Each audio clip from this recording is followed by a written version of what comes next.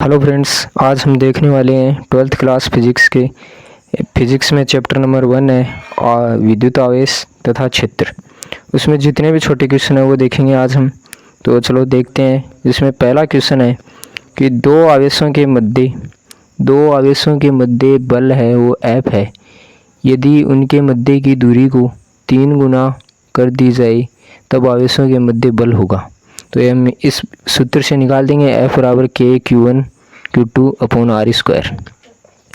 R को यदि 3 गुना कर दिया तो ये कितना हो जाएगा, 9 का भाग लेगा यानी कम हो जाएगा। हमारा बी ऑप्शन है वो सही हो जाएगा।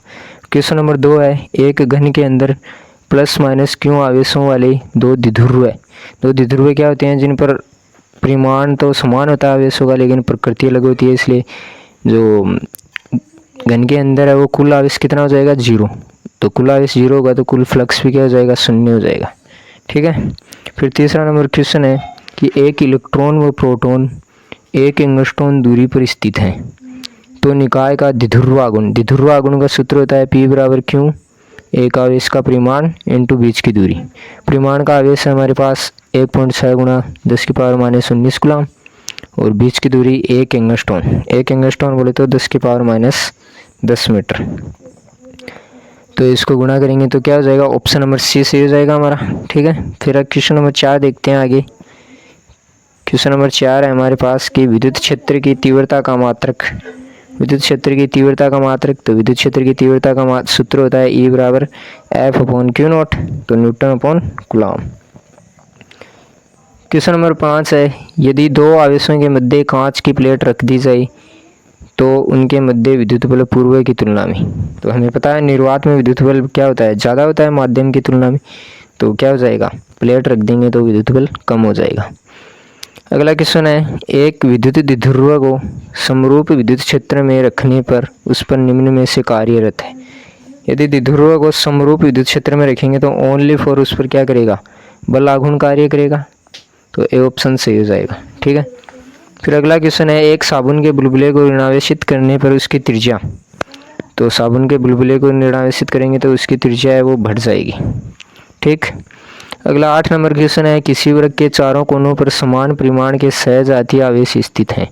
यदि किसी एक आवेश के कारण वर्ग के केंद्र पर विद्युत क्षेत्र E है तो वर्ग के केंद्र पर परिणामी विद्युत क्षेत्र 0 हो जाएगा। चारों का अलग अलग है तो काट देगा चारों को और 0 हो जाएगा। ठीक है।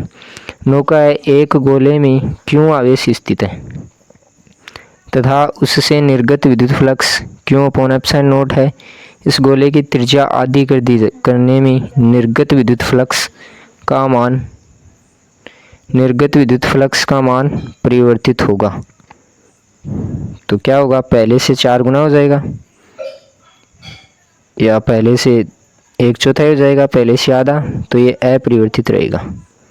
ठीक है, क्योंकि त्रिज्या का फ्लक्स पर कोई प्रभाव नहीं पड़ेगा। फिर अगला क्वेश्चन है, क्वेश्चन नंबर 10, एक चालक गोले पर -50 इलेक्ट्रॉन आवेश है तथा दूसरे गोले पर +20 इलेक्ट्रॉन आवेश है। यदि दोनों को गोले को स्पर्श कराकर अलग अलग कर दिया जाए तो प्रत्येक पर, तो उसका सूत्र है चालन बराबर चालन से पहले चालन के बाद में बटा 2 कर देंगे तो दोनों पर क्या आ जाएगा, -15 इलेक्ट्रॉन। ठीक है। क्वेश्चन 10 देख लिया हमने। क्वेश्चन नंबर 11 है, विद्युत फ्लक्स की विमा, तो इसमें आ जाएगा ऑप्शन। और अगला क्वेश्चन है, निर्वात में दो बिंदु आवेश Q1 Q2 दे रखे हैं के मध्य लगने वाला कूलम बल है वो क्या है, F बराबर K Q1Q2/r²। इसमें प्रयुक्त K का मान पूछ रहा है वो भी SI पद्धति में। तो K का मान हमें पता है 9 × 10⁹ Nm²/कूलम² हो जाएगा। यदि ε0 का मान पूछता तो क्या हो जाता, 8.854 × 10⁻12 कूलम²/Nm²। फिर क्वेश्चन नंबर 13 है, एक कूलम में इलेक्ट्रॉनों की संख्या Q बराबर Ne से निकालेंगे तो क्या आएगा, 6.25 × 10⁻18 एक कूलम में इलेक्ट्रॉनों की संख्या आ जाएगी। क्वेश्चन नंबर 14 है, विद्युत क्षेत्र E तथा द्विध्रुवागुण P वाले द्विध्रुव पर लगने वाला बल आघूर्ण, तो P×E होता है न कि E×P। P×E हो गया ऑप्शन नंबर ए। 15 का क्वेश्चन है, आवेश की एक समतल चादर जिसका पृष्ठ आवेश घनत्व सिग्मा है के समीप r दूरी पर विद्युत क्षेत्र की तीव्रता समतल चादर है तो ν/2 एप्सिलॉन नॉट हो जाएगा, ν/2 एप्सिलॉन नॉट। फिर क्वेश्चन नंबर 18 है हमारे पास, मुक्त आकाश की प्रेरा विद्युतशीलता। बोले तो एप्सिलॉन नॉट का मान पूछ रहा है। एप्सिलॉन नॉट का मान होता है 8.854 × 10⁻12 coulomb square upon newton metre square. Option number B हो जाएगा। फिर अब प्रेरा विद्युत माध्यम में गाउस का नियम क्या होता है? E सदिश डॉट ds सदिश is equal to Q/ epsilon naught, और समाकलन कर देंगे इसका, बी ऑप्शन से हो जाएगा। फिर 18 का क्वेश्चन है, किसी विद्युत द्विध्रुव के कारण उत्पन्न विद्युत क्षेत्र तथा दूरी के मध्य संबंध। तो कौन से फॉर्मूले से? Kp is equal to Kp/r³।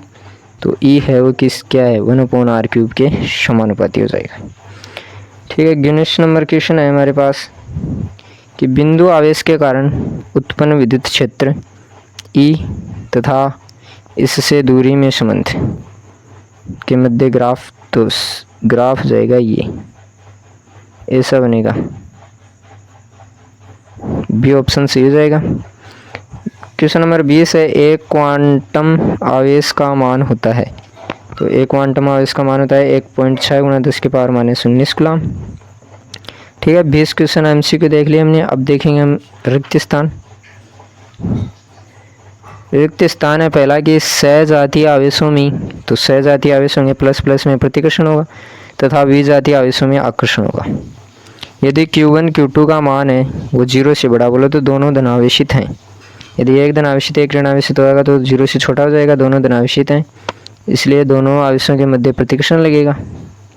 ठीक है, तांबा एक धातु है, इसलिए इसका पराविद्युतांक εr कितना हो जाएगा? अनंत हो जाएगा। 7n14 नाभिक आवेश Q बराबर Ne से निकालेंगे इसको। ठीक, फिर है 5 नंबर का है, समावेशित खोखले गोले के अंदर विद्युत क्षेत्र की तीव्रता।